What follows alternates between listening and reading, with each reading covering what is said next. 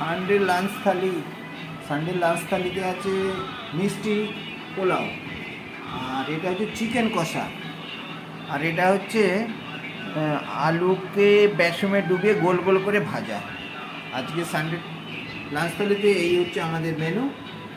আপনাদেরও সানডে থালি নিশ্চয়ই রেডি। খাওয়া শুরু করে দিন, আমরা এবার খাওয়া শুরু করে দিচ্ছি।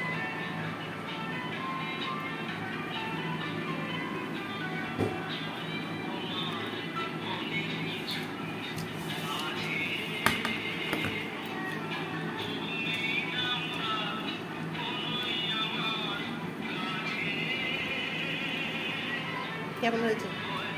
দারুণ হয়েছে, অপূর্ব।